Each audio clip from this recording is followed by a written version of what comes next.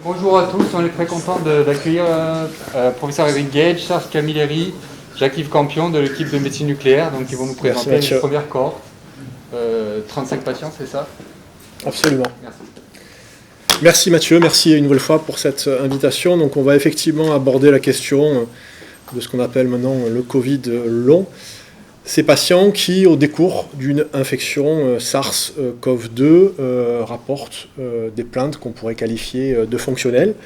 On va se demander si ces plaintes fonctionnelles ont un substrat cérébral, et si ce substrat cérébral peut être mis en évidence en imagerie fonctionnelle, en imagerie moléculaire, par du PET métabolique.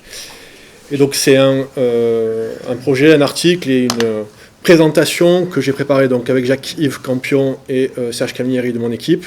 C'est une collaboration évidemment avec l'IHU et plus particulièrement avec Pierre Dudoué qui nous a beaucoup aidé, Mathieu Millon et Carole Eldin.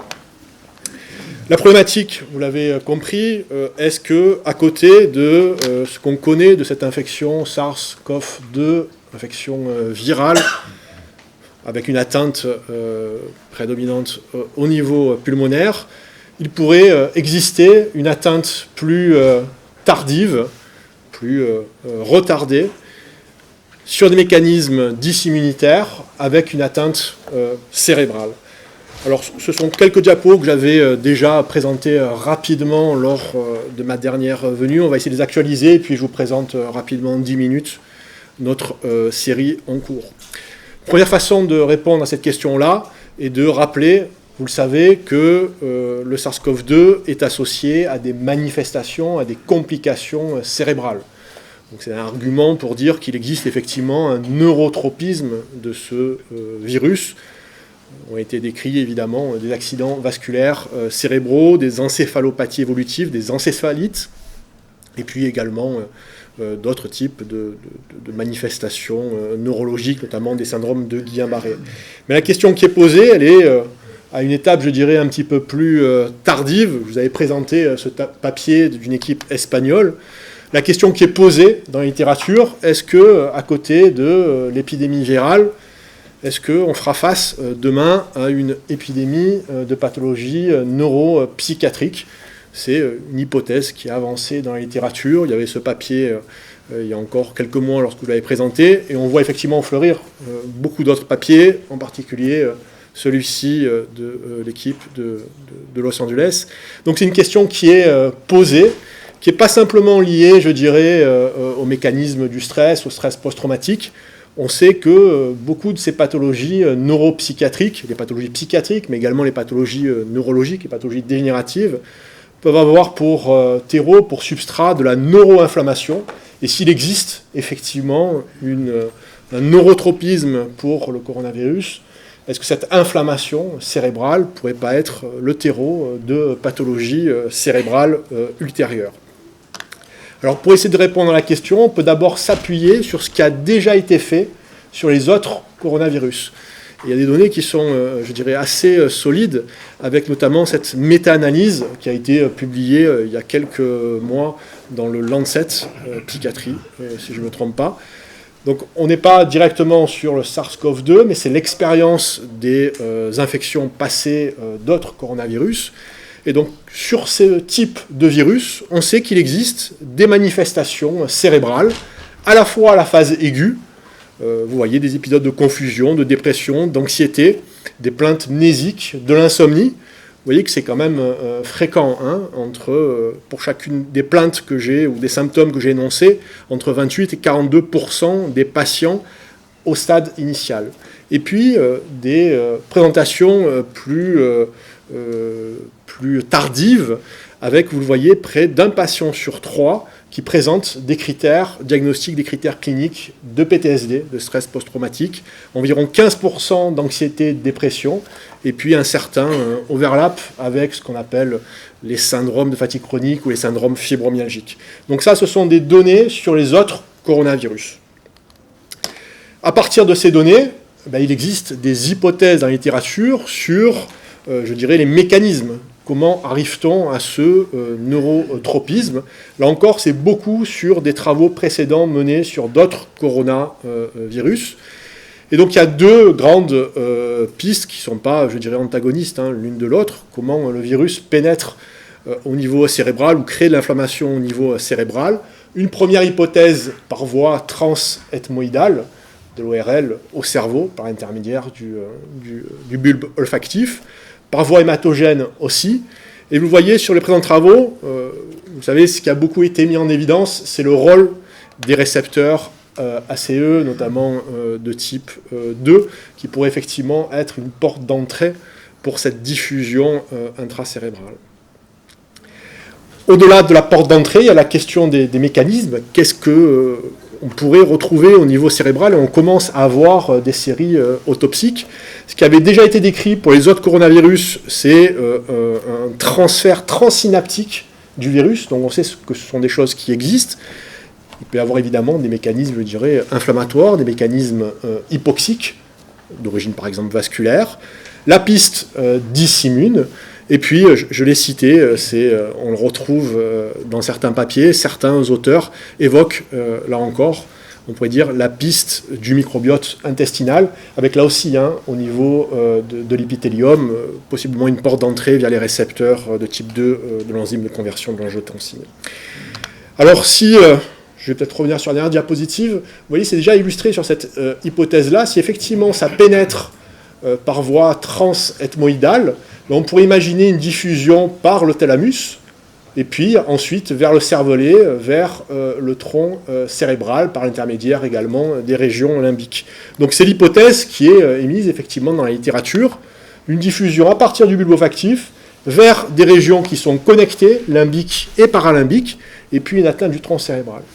Et cette atteinte potentielle du tronc cérébral intéresse beaucoup de monde, avec, vous voyez, j'ai essayé d'actualiser un petit peu les papiers, l'hypothèse qui est formulée qu'une partie des symptômes de ces patients, potentiellement aussi à la phase initiale, notamment les symptômes respiratoires, pourraient avoir comme substrat une atteinte cérébrale, une atteinte du tronc cérébral. Alors, ça c'est ce que je vous avais présenté la dernière fois. Donc depuis, il y a eu un certain nombre de publications, en tout cas cliniques. Il y a eu au moins 3 papiers qui ont décrit la fréquence de ces plaintes fonctionnelles chez ces patients. Et vous voyez que, tout dépend un petit peu des critères retenus, mais c'est quelque chose de fréquent. On retrouve des plaintes fonctionnelles chez 56 à 91% des patients après une infection au SARS-CoV-2, des plaintes fonctionnelles qui pourraient avoir pour origine une atteinte centrale, une atteinte cérébrale, une atteinte encéphalique, qui ne pourrait pas être expliquée simplement par une atteinte pulmonaire. Alors si on regarde un petit peu les papiers de ces auteurs, ils formulent plusieurs hypothèses. La première, c'est celle que j'ai essayé d'énoncer, c'est directement le virus qui est à l'origine de ces symptômes, de ces plaintes fonctionnelles, par des mécanismes viraux, dysimmunitaires, inflammatoires, voire vasculaires. Et puis il y a 2 autres hypothèses qui sont présentées, qui découlent d'ailleurs de présents travaux sur les coronavirus. L'impact des médicaments. Il avait été montré, par exemple, que les corticoïdes pouvaient avoir un effet délétère sur d'autres infections à coronavirus. Et puis, vous le comprenez, des facteurs, je dirais, plus psychologiques. Le stress post-traumatique, le rôle de la quarantaine, des médias, de l'expérience, je dirais, de l'hospitalisation. Alors, on avait précédemment rapporté 2 premiers cas avec l'équipe de l'IHU. Je vous avais présenté la dernière fois que j'étais venu. Donc, depuis, ça a été publié dans l'European Journal of Nuclear Medicine. Donc, c'est 2 cas cliniques où on a effectivement une quantification du métabolisme cérébral chez des patients qui présentent des plaintes fonctionnelles au décours d'une infection SARS-CoV-2. Ce que vous voyez ici, ce sont la quantification de ces anomalies, ce sont des images qui sont statistiques, en comparaison d'une base de données de sujets sains. Et vous voyez que chez le premier patient, on retrouve cette atteinte fronto-basale qui implique le bulbe olfactif. Et puis, chez ce deuxième patient, une atteinte beaucoup plus étendue, on ne va pas dire diffuse, mais qui touche les régions limbiques, notamment le cortex temporal interne, à distance du bulbe olfactif et des régions fronto-basales, mais également le thalamus, largement les structures limbiques et paralimbiques, le tronc cérébral et également le cervelet. Bon, c'était 2 cas cliniques, mais qui ont quand même une importance sur la question, l'hypothèse de la porte d'entrée.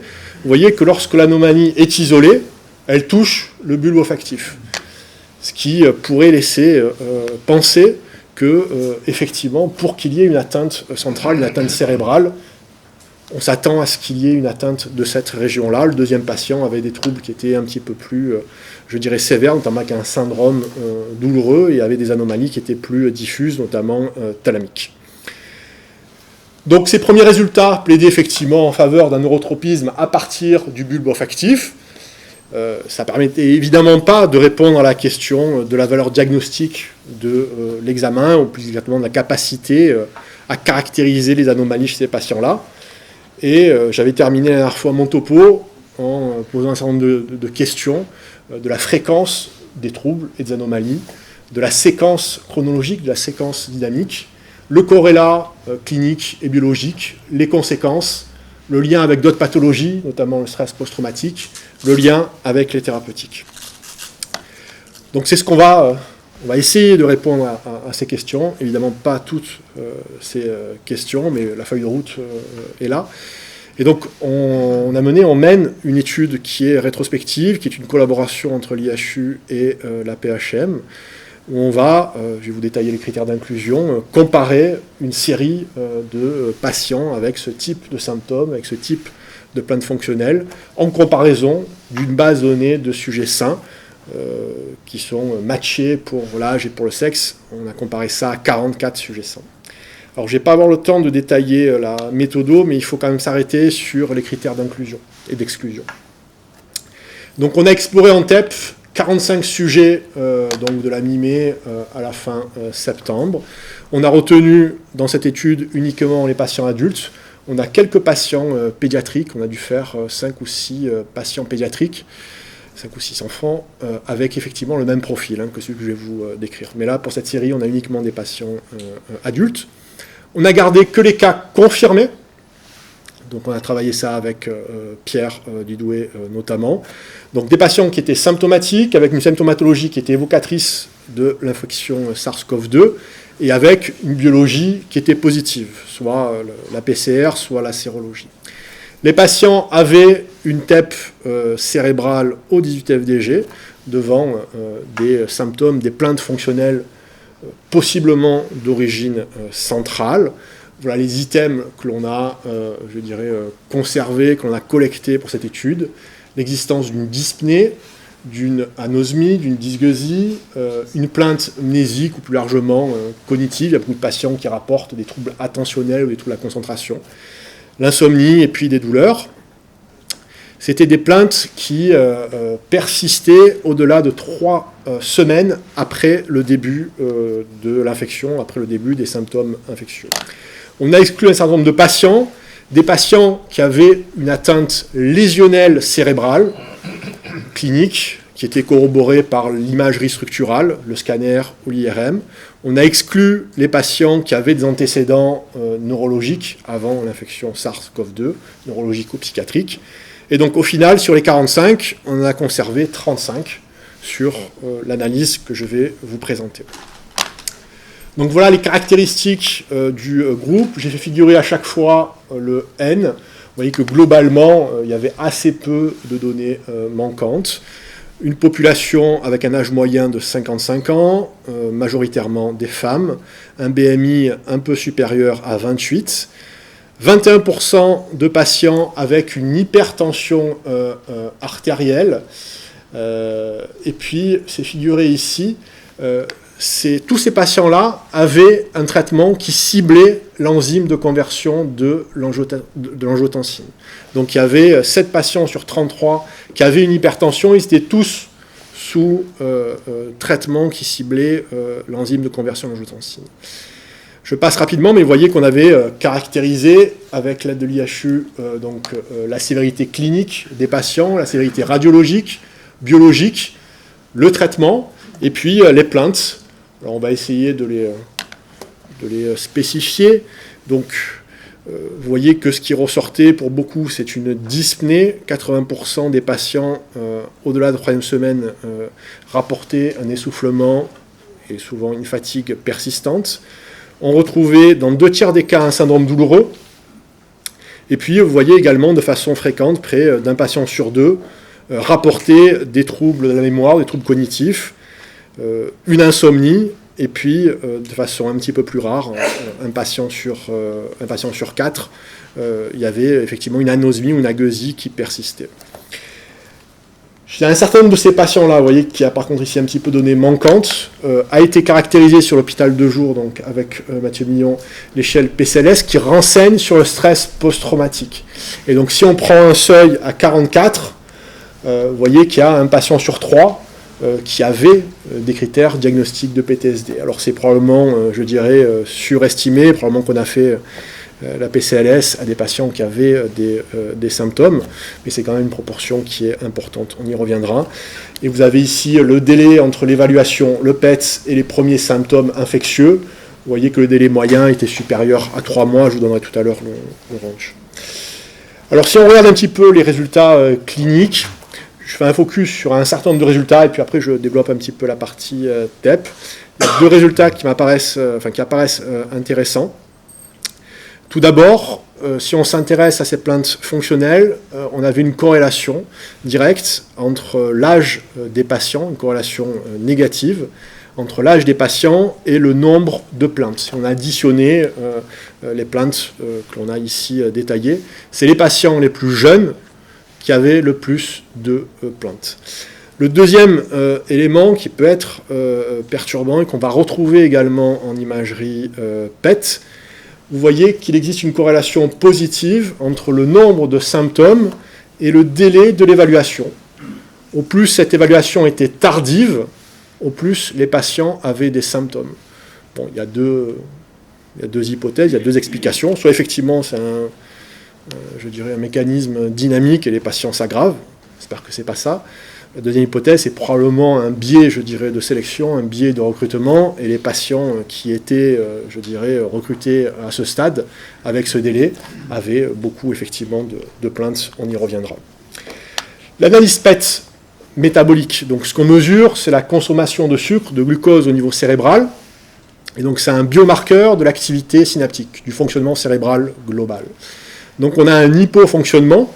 Là encore, c'est une image qui est statistique, donc on a comparé les 35 patients aux 44 sujets sains, et on retrouve les 4 grands clusters qu'on avait déjà retrouvés sur la série des 2 cas. L'atteinte fronto-basale, qui inclut le bulbe olfactif, une atteinte limbique, temporale droite, qui inclut l'amygdale, qui inclut l'hippocampe, et qui se propage jusqu'au thalamus à droite, et puis effectivement, une atteinte du tronc cérébral qui est très, atypique, on va y revenir, mais on ne peut pas la raccrocher à un éventuel PTSD, un stress post-traumatique. Il n'y a pas d'atteinte du tronc dans ce type de pathologie fonctionnelle. Et puis une atteinte du cervelet, vous avez l'imagerie 3D ici. Lorsqu'on extrait ces 4 clusters, on obtient cette distribution. Alors avec Jacques-Yves, donc on l'a présenté sous forme de Z-score pour que ça vous parle, pour que ça parle un petit peu plus que des valeurs métaboliques. Vous voyez qu'il existe des différences qui sont importantes entre les patients et les sujets sains. Alors ce sont des sujets sains, des sujets qui n'ont pas fait d'infection et qui n'ont aucune plainte. Donc il n'est pas aussi étonnant, je dirais, de retrouver ce type de contraste. Et lorsqu'on met tout ça dans un classifieur, on n'a pas besoin d'avoir des approches, je dirais, extrêmement poussées, on a besoin de faire du machine learning. Vous voyez que la différence, le contraste est très important. Bon, on a 35 patients, on a 44 sujets sains, on obtient une classification correcte de l'ensemble des sujets. Le dernier résultat que je veux vous présenter rapidement, c'est le lien avec les caractéristiques cliniques, biologiques des patients. Alors, je ne vais pas avoir le temps de détailler, mais globalement, tout ce que je n'ai pas entouré, ce sont des liens entre plus d'hypométabolisme et plus de symptômes. Donc il y a bien un lien entre les plaintes fonctionnelles rapportées par les patients. Ce sont les patients qui ont le plus de plaintes, qui ont le plus d'anomalies, à l'échelle, je dirais, du nombre de plaintes et à l'échelle individuelle de chaque plainte. Il y a deux résultats que je veux mettre en avant. Le premier sur le cluster frontal, le cluster du bulbe olfactif. Les patients qui avaient l'atteinte la plus sévère, on va le formuler différemment, les patients qui étaient hypertendus et sous traitement qui visait donc l'enzyme de conversion en angiotensine, et ces patients-là hypertendus sous ce type de traitement qui avaient plus d'hypométabolisme au niveau des régions fronto-basales. Donc c'est un résultat qui pourrait effectivement avoir du sens si on fait l'hypothèse que la porte d'entrée est effectivement cette région fronto-basale et que les récepteurs de type 2 de l'enzyme de conversion en angiotensine pourraient être une voie d'entrée du neurotropisme de ce virus. Donc c'est un résultat qui est intéressant. Et puis le deuxième résultat que l'on avait déjà au niveau clinique sur le nombre de plaintes, là aussi, si on prend le métabolisme du cluster limbique, vous voyez qu'au plus le délai augmente, au plus on est tard sur l'évaluation de ces patients, au plus le métabolisme diminue. On aurait pu s'attendre au résultat inverse. Là encore, il y a deux explications. Soit effectivement, je n'ai pas la réponse, ce sont des choses qui s'aggravent, soit effectivement c'est un biais de sélection et les patients qui avaient été sélectionnés, recrutés sur le tard, c'est des patients qui gardaient des symptômes et beaucoup de symptômes.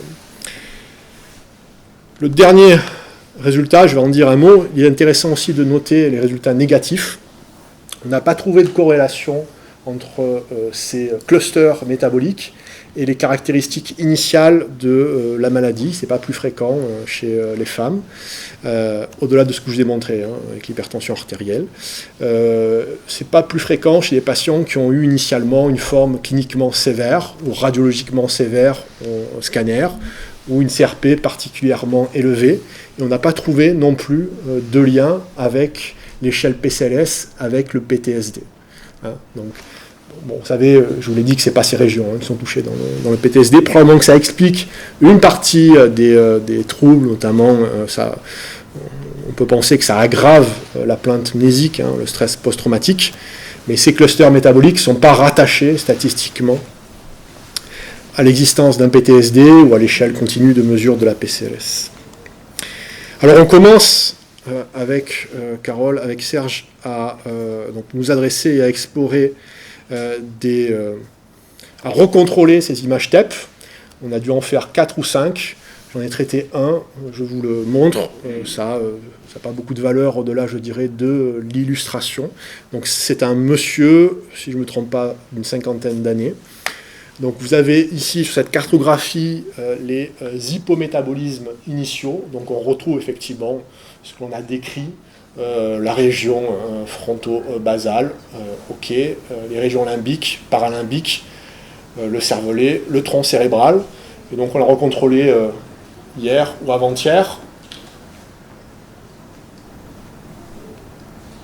Voilà l'évolution. Encore une fois, il faut être prudent, c'est qu'un examen, je dirais, voilà, individuel, mais il peut être marqué par plusieurs choses. D'abord, il y a une certaine reproductibilité entre les examens. Bien sûr qu'il y a des petites variations, mais ce sont les mêmes régions qui sont touchées. On aurait pu faire l'hypothèse que devant des troubles qu'on aurait pu qualifier de fonctionnels, on aurait pu s'attendre à avoir une réversibilité plus grande. On a l'impression effectivement de voir des choses qui ne bougent pas, en tout cas chez ce patient-là. Et puis, si je continue, on a peut-être l'impression de voir une extension un petit peu plus postérieure. Pardon. Vous voyez, on a l'impression que ça part un petit peu plus vers l'arrière, ici, et puis, pardon, désolé, également au niveau du cervelet et au niveau du tronc cérébral. Voilà, ici. Bon. Tout ça, évidemment, reste à préciser. Il y a beaucoup de patients qui sont programmés dans les prochaines semaines. On essaiera d'apporter des réponses pour voir si effectivement ces anomalies sont fixées, si elles sont réversibles, si elles évoluent, et dans quel système. Pour conclure bon, c'est une série, je vais d'abord insister sur quelques limites, mais vous les avez comprises. C'est une série qui est rétrospective, qui est monocentrique.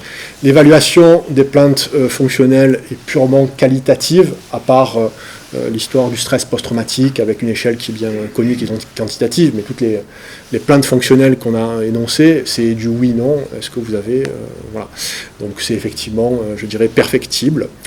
On avait peu d'IRM cérébral chez ces patients-là, c'est quelque chose qu'on est en train de rattraper avec l'équipe de Nadine Girard. Il commence à avoir des papiers qui sortent sur ces mêmes problématiques, sur ce même type de patients, et qui montrent des anomalies microstructurales en DTI chez ces patients-là. L'impact des médicaments, donc on a vu le rôle effectivement des médicaments qui ciblent l'enzyme de conversion en angiotensine. On n'a pas pu mettre en évidence de relation avec la prise de corticoïdes. Donc c'était effectivement des patients du mois de mars, et donc assez peu de patients en fait à ce moment-là étaient traités par corticoïdes.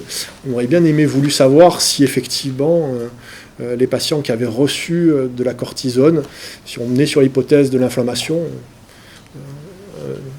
avaient par la suite moins de symptômes et moins d'hypométabolisme. C'est une hypothèse. Et puis la question du suivi, du follow-up. On a une vision aujourd'hui qui est assez biaisée avec cette corrélation avec la durée d'évolution des symptômes. On commence à contrôler les patients, il faudra effectivement poursuivre.